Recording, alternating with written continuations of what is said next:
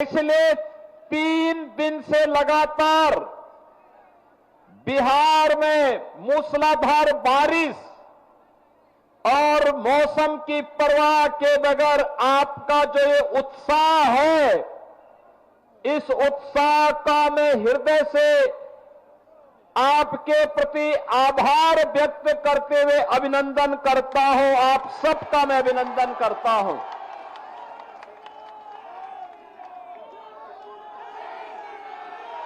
बहनों और भाइयों, मैं परसों रघुनाथपुर में आया था और रघुनाथपुर में मैं इसलिए आया था क्योंकि एक खानदानी माफिया वहां पर फिर से कब्जा करना चाहता है।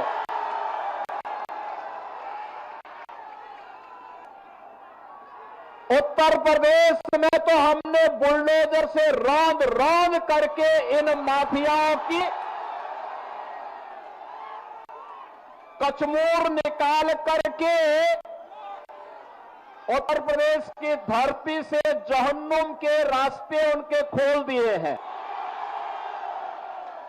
लेकिन हमारी सीता मैया से जुड़े हुए बिहार की धरती पर कोई मारीच और सुबह फिर से सिर न उठा सके। लेकिन जब मैं उस दिन आ रहा था तो बड़ी भारी बारिश शुरू हो गई थी और मैं सोचता था कि कोई सभा में हो गई, लेकिन रघुनाथपुर की सभा में वहां के युवाओं की, यहां के नागरिकों की, यहां के अन्नदाता किसानों की, यहां की माओ बहनों के उत्साह को देख करके मैं कह सकता था कि सिवान की सभा में उससे भी बड़ा सैलाब आने वाला है। और मुझे विश्वास था। और मैं जब लखनऊ से आज प्रातः चला तो लोगों ने कहा कि सिवान में लोग नहीं आएंगे। मैंने कहा देखो, मेरे आने के पहले 50,000 की भीड़ वहां पहुंच चुकी होगी, इसकी चिंता करो। वह बिहार है।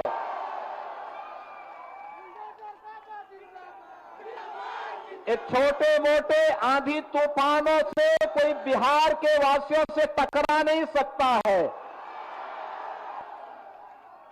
बिहार का नौजवान देश और दुनिया के अंदर जहां कहीं गया है, उसकी बुद्धि, उसकी मेधा का लोहा सबने माना है। लेकिन अब समय गया है, समय आ गया है। पिछले 20 वर्ष में नीतीश बाबू के नेतृत्व में सुशासन की जो नींव मजबूत हुई है, उस पर बिहार की मेधा और बिहार की बुद्धि के बल पर सुदृढ़ भवन का निर्माण करना है, जो विकसित बिहार के निर्माण में योगदान दे सके। और इस आपका आह्वान करने के लिए आज मैं वापस यहां पर आपके बीच आया हूं। बहन और भाइयों, ये सचमुच जब हर व्यक्ति घबराया है बारिश में क्या होगा, भी आपने उत्साह दिखाया, आपने दिखाया। सचमुच ये अभिनंदन है, स्वागत योग्य है। और इसीलिए मैं आप सभी का, वासियों का हृदय से अभिनंदन करता हूं, स्वागत करता हूं। बहनों और भाइयों, आपने देखा होगा कहीं कोई मजमा लगता है ना, तो मजमा में बहुत सारे लोग आ चुके होते हैं। अपने अपने तरीके से वे वहां पर लोगों की आंखों में धूल झोंकने का काम करते हैं। लेकिन याद रखना, जिन लोगों ने बिहार के सामने पहचान का संकट खड़ा किया था, जिन लोगों के कारण सिवान वासी भय और दहशत के माहौल में जीने के लिए मजबूर हुए थे, उन लोगों को दोबारा बिहार में वापस आने नहीं देना है, किसी भी हालत में नहीं आने देना है। ये लड़ाई केवल सत्ता प्राप्त करने की लड़ाई नहीं, बिहार की अस्मिता की लड़ाई है। बिहार के आन मान और शान को, बिहार के गौरवशाली परंपरा को पुनर्प्रतिष्ठा प्रदान करने की लड़ाई है और बिहार को फिर से उस स्वर्ण युग की ओर लेके जाने की लड़ाई है, जिस बिहार ने केवल बिहार को ही नहीं, भारत को स्वर्ण युग की ओर ले जाने का काम कराया था। उस युग का स्मरण कराता हुआ पूरा भारत गौरव की अनुभूति करता है। बहन और भाइयों, हम लोग तो बार बार कहते हैं, भारत विकसित होगा तब जब बिहार विकसित होगा, और बिहार जब विकसित होगा, भारत को विकसित होने से कोई ताकत दुनिया की नहीं रोक सकती है। बिहार ने करके दिखाया। इसी बिहार की माटी के सपूत चंद्रगुप्त मौर्य और चाणक्य की जोड़ी ने बिहार को ही नहीं, भारत के स्वर्ण युग के याद को दुनिया के सामने भारत का डंका बजाया था।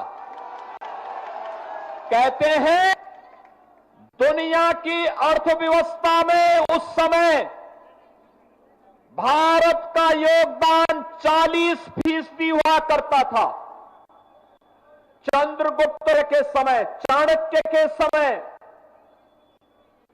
और पराक्रम चंद्रगुप्त मौर्य का, बुद्धि और मेधा और मार्गदर्शन चाणक्य का, और बिहार भारत को विकसित भारत के रूप में, दुनिया के सिरमौर के रूप में, सोने की चिड़िया के रूप में के सामने प्रस्तुत किया था। यही बिहार प्रस्तुत किया था, यही पटना, यही पाटलिपुत्र किया था। लेकिन पहले कांग्रेस ने, पहले ब्रिटिशर ने, विदेशी आक्रांताओं ने, इन लोगों ने नालंदा का विश्वविद्यालय तोड़ा और ध्वस्त किया। उनके वर्तमान के वंशज भी राजनीतिक इस्लाम की मंशा के साथ फिर से आकर के यहां पर विकास को बाधित करके स्वयं के विकास करने के लिए एक मिशन के रूप में कर रहे हैं। ब्रिटिशर ने यहां के कारीगर और हस्तशिल्पियों के कारोबार को समाप्त किया, अन्नदाता किसानों को भूखों मरने के लिए पलायन करने के लिए मजबूर किया, और अंग्रेजों के बारिश के रूप में कांग्रेस ने उसी ब्रिटिश परंपरा का अनुसरण करते हुए पूरे बिहार के सामने पहले एक संकट खड़ा किया, बिहार के विकास को बाधित किया। और बहनों और भाइयों, जो खुचा था उस बचे खुचे को बाकी तो आरजेडी ने पूरा करके रख दिया। आप याद करिए, आरजेडी के समय बिहार के अंदर अपराध और अपहरण योग बन चुका था। आरजेडी के समय बिहार के अंदर किस प्रकार की अराजकता थी, किस प्रकार की गुंडागिर्दी थी, परिवारवाद किस कदर हावी हो करके एक ही परिवार, नातेदार, रिश्तेदार पूरे बिहार को रौ का कार्य कर रहे थे, बिहार के नौजवानों के सामने पहचान का संकट कर रहे थे, और मानव तो दूर पशुओं का भी चारा हजम करके पूरे बिहार के नौजवानों के सामने भीषण संकट खड़ा कर दिए थे। बहनों और भाइयों, ये भारत आरी है प्रधानमंत्री मोदी जी का, एक गज के घर में पैदा होने वाला और सामान्य नागरिक के रूप में अपनी दिनचर्या को आगे बढ़ाने वाले नरेंद्र भाई मोदी जी ने 2014 में भारत को नेतृत्व देना प्रारंभ किया। आज आप देखते होंगे देश के अंदर 80 करोड़ लोगों को फ्री में राशन, 50 करोड़ लोगों को आयुष्मान भारत में निःशुल्क स्वास्थ्य की बीमा का कवर, 12 करोड़ गरीबों के घर में शौचालय, 45 करोड़ गरीबों के बैंक में खाता खुला करके, चाहे वह जीविका बहनें हो, वृद्धावस्था पेंशन हो, निराश्रित महिला पेंशन हो, दिव्यांगजन की पेंशन हो, या अनुसूचित जाति, जनजाति और पिछड़ी जाति के बच्चों की स्कॉलरशिप, ये सीधे एक क्लिक करके सीधे उनके अकाउंट में डलवाने का काम अगर किसी ने किया है, एनडीए की, बीजेपी और जदयू की इस सरकार ने, प्रधानमंत्री मोदी नेतृत्व में, उनके मार्गदर्शन में, नीतीश बाबू के नेतृत्व में काम बिहार के अंदर हो रहा है। बहनों और भाइयों, 4 करोड़ गरीबों के मकान बन गए और मोदी जी ने तो कहा है हर गरीब के सिर को ढकने के लिए छत देंगे। ये काम कांग्रेस ने क्यों नहीं किया? ये काम आरजेडी ने 15 वर्षों में क्यों नहीं किया? मोदी जी ने 11 वर्ष करके दिखा दिया। बहनों और भाइयों, आज जो लोग इन गठबंधन के रूप में आपके सामने आ रहे हैं, लोग विरासत को गाली देते हैं, विकास बाधित करते हैं और गरीबों के कल्याण चल रही इन योजनाओं में फिर से डकैती डालने का और हजम करने की रणनीति के तहत ये लोग सत्ता में काबिज होना चाहते हैं। याद करना, अगर कांग्रेस और आरजेडी जीतती है तो गरीब के राशन को सबसे पहले बंद करके हजम कर डालेंगे। नौजवानों की नौकरी के इस नाम पर ये लोग नौकरी तो नहीं देंगे, नौकरी के नाम पर आपकी जमीन को भी हजम डालेंगे। ये लोग विकास तो नहीं कराएंगे, लेकिन विकास के नाम पर माफिया राज को फिर ला करके नग्न तांडव करवाने का कार्य सीवान के अंदर और बिहार के अंदर फिर से करने का कार्य करेंगे। याद, उत्तर प्रदेश के अंदर और पेशेवर अपराधी और माफिया समाजवादी पार्टी का शागिर्द है, ऐसे ही बिहार के अंदर भी हर पेशेवर माला और अपराधी आरजेडी और कांग्रेस का शागिर्द है। इनको पनपने नहीं देना है, कहीं पनपने नहीं देना है, आगे नहीं बढ़ने देना है, क्योंकि आप इनको भी आगे बढ़ने का अवसर देंगे। बहनों और भाइयों, ये गरीब के हक पे डकैती डालेंगे, बहन और बेटियों की सुरक्षा पर ये लोग सेंध लगाएंगे, रोजगार को छीनने का कार्य करेंगे और अन्नदाता किसानों की खुशहाली को ये लोग हाल में रौंदने का कार्य करेंगे। इनको किसी भी स्थिति में आने नहीं देना है। इसके लिए मैं आप सभी सिवान के अपने बहन और भाइयों का आह्वान करने आज लखनऊ से विशेष रूप से आया हूं। बहनों और भाइयों, मैं तो आपसे पूछना चाहता हूं, मैं आपसे पूछना चाहूं, ये कांग्रेस के लोग, ये कांग्रेस और आरजेडी के, ये वही लोग हैं जिन्होंने भगवान राम की यात्रा को रोकने का काम किया था। ये वही लोग हैं जिन्हें भगवान राम और भगवान कृष्ण की विरासत पर गौरव की अनुभूति नहीं होती, जिन्हें बुद्ध की परंपरा पर गौरव की अनुभूति नहीं होती, जो लोग डॉक्टर राजेंद्र प्रसाद जी का, जिन लोगों ने डॉक्टर राजेंद्र प्रसाद जी का लोह पुरुष सरदार वल्लभ भाई पटेल जी का, बाबा साहब डॉक्टर भीमराव अंबेडकर जी का, लोकनायक जयप्रकाश नारायण जी का और कर्पूरी ठाकुर जी का जिन लोगों ने अपमान किया हो कांग्रेस के लोग, आज आवश्यकता पड़ती है कैसे इन लोगों ने बिहार के ही पुत्र से सीताराम केसरी को अपमानित किया था। यही तो कांग्रेस है। कैसे जेपी के सपनों को आरजेडी ने धूल दूषित करने का काम किया था, किसे छुपा हुआ नहीं। बहन और भाइयों, राजेंद्र बाबू जब सोमनाथ के मंदिर के पुनरुद्धार के लिए जा रहे थे, कांग्रेस के उस समय के प्रधानमंत्री पंडित जवाहरलाल नेहरू ने कहा मत जाओ। उन्होंने कहा सोमनाथ के मंदिर के लिए, उन्होंने कहा नहीं जाना है, मंदिर का पुनरुद्धार नहीं होना है। राजेंद्र बाबू ने कहा कि मैं बिहार में जन्मा हूं और सोमनाथ भारत के गौरव का प्रतीक है, द्वादश ज्योतिर्लिंगों में पहला ज्योतिर्लिंग है।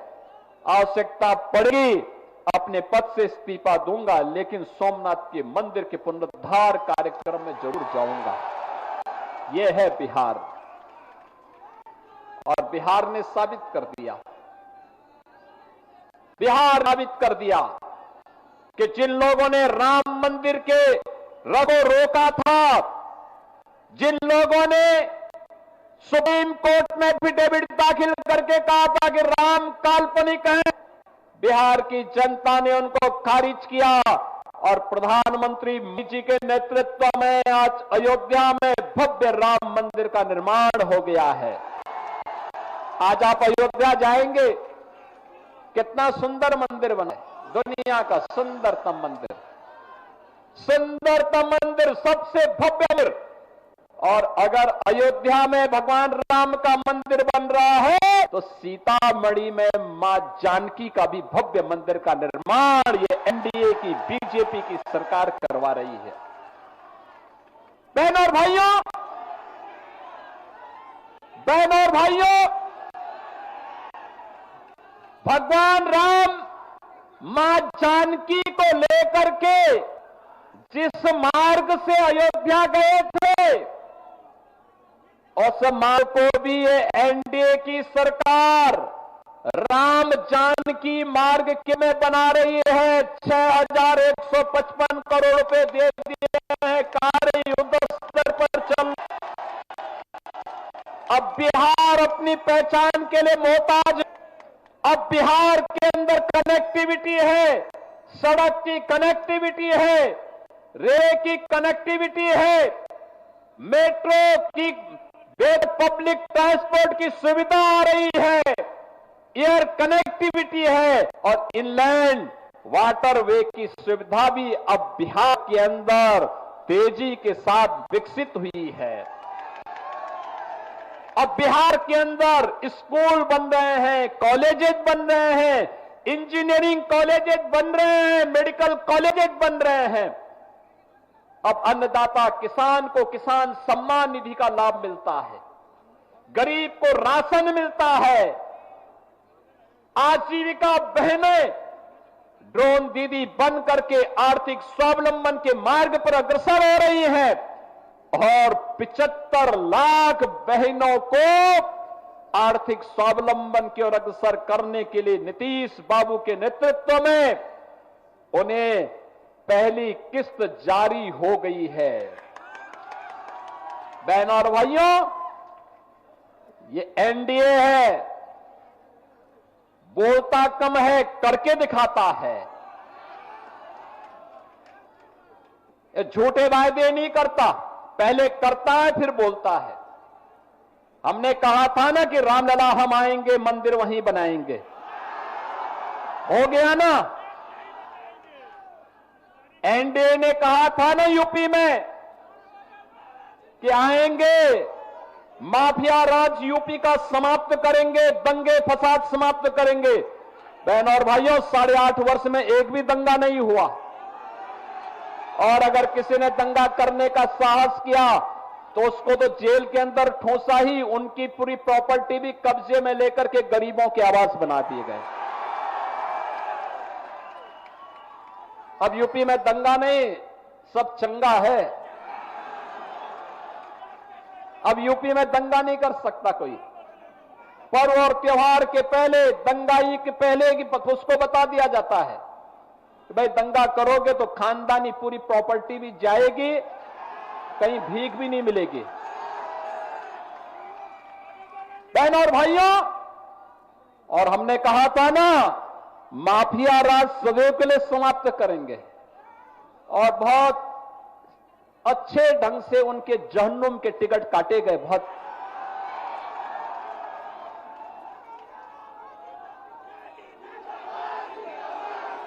बिहार उस दिशा में आगे बढ़ रहा है। बहनों और भाइयों, एनडीए की सरकार जो बोलती है वो करके दिखाती है। हर प्रकार की सुविधा हर गरीब के लिए, हर गांव के लिए, हर किसान के लिए, हर नौजवान के लिए, हर बहन और बेटी के लिए, और इसके लिए प्रधानमंत्री मोदी जी के नेतृत्व में 11 वर्ष में एक भारत श्रेष्ठ भारत की तर्ज पर पूरे भारत को अब विकसित भारत बनाने की दिशा में जो कार्य प्रारंभ हुए हैं, विकसित भारत के लिए जो मैंने कहा, विकसित बिहार चाहिए और विकसित बिहार के लिए एनडीए की सरकार फिर से चाहिए। और इसके लिए आप सभी का आह्वान है। 8 विधानसभा क्षेत्र हैं सीवान जनपद में,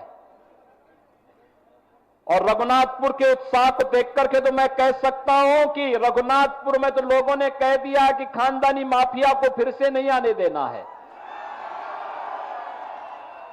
और मैं कह सकता हूं कि सीवान की सभा को भारी बरसात के बावजूद मैं कह सकता हूं कि सीवान की जनता ने तय कर दिया है कि सीवान के साथ साथ जितनी भी हमारी विधानसभाएं हैं, बड़ौदा है, बढ़हरिया है और अन्य 8 विधानसभाओं में एनडीए का परचम लहराएगा।